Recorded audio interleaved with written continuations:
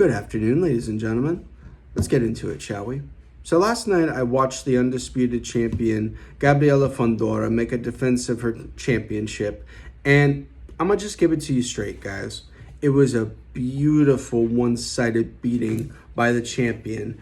And I would recommend anybody go watch the fight because it is a really, interesting assessment of the undisputed champion and what her gifts are and what she is capable of.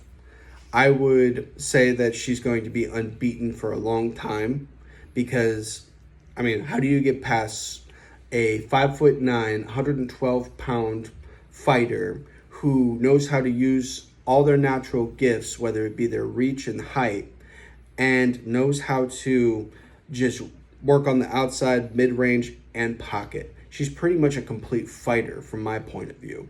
I think that she's going to reign as an undisputed champion for a very long time. And honestly, you couldn't ask for a better undisputed champion in my opinion. She's got an extremely high knockout percentage. She is the youngest undisputed champion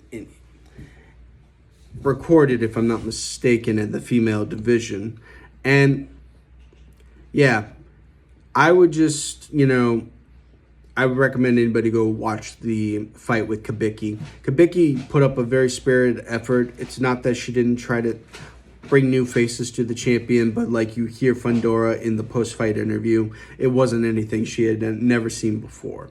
She was dominant. She was graceful. She put on a great performance. And by the end of the fight, she was smiling, sticking her tongue out, just trying to put on a big show for the audience. And, eventually the ref had to step in and save Kubicki from herself because she was going to keep trying. And, I really appreciate when a fighter goes out there and gives 110% to the audience because this is what we're here for at the end of the day, whether it be male or female. And I thought it was really interesting that by the end of the fight, you had the champion, when talking to the interviewer, saying that she would want to go down in weight instead of go up in weight when she's done at 112. And I don't know, man, she's 5'9". I don't know how she's capable of making weight so comfortably. I don't know how she's capable of maintaining that weight. And the fact she might want to go down in weight, wow. I just chop it up to the desire and,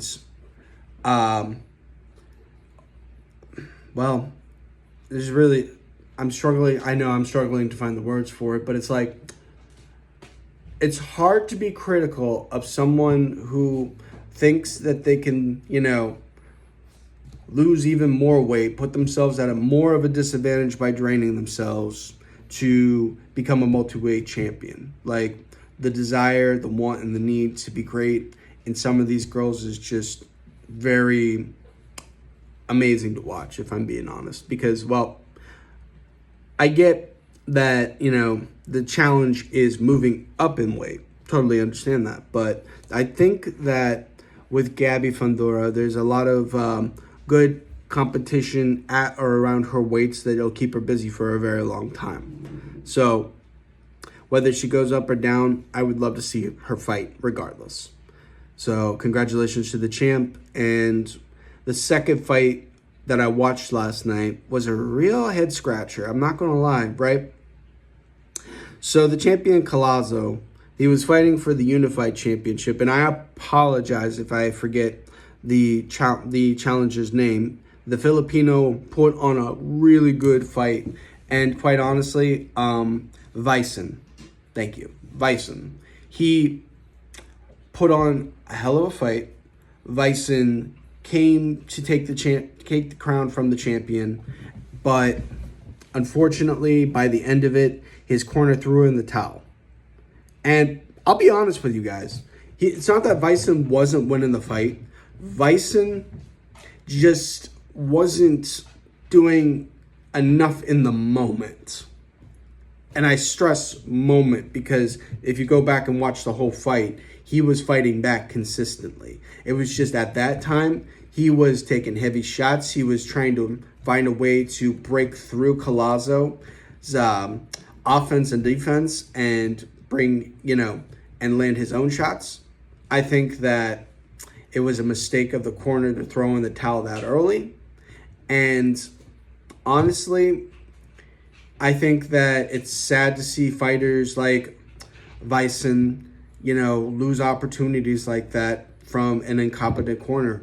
I don't claim to be, somebody's corner man. I don't claim to sit behind the fighter and tell them how to, commit their craft. I'm not that guy. But I'm not going to sit here and say that opportunities against unified champions come every other week in this sport, especially at the lower weights. Like, this very well could have been a once-in-a-lifetime opportunity for Vayson, and his corner threw it away. And I understand why they threw it away. And I get that Vayson was going to keep fighting, keep trying until he got knocked out or knocked out Collazo. But they were both taking damage. They were both in that fight. It's just that Vayson at the moment was not in a good spot. But you could make an argument that Collazo was on Queer Street himself a few times. So it truly makes no sense as to why they stopped the fight, in my point of view as a fan.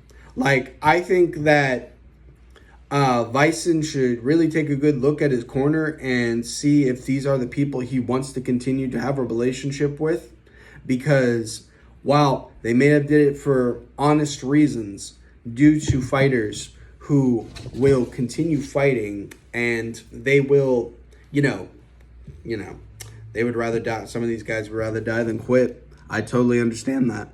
I respect it. That's why I keep tuning in, because you guys make this fight game so much more palatable when you come in and bring in your all. Because I'd rather see somebody who tries than somebody who just gets handed a title shot just to lose. Like, there's no point in that.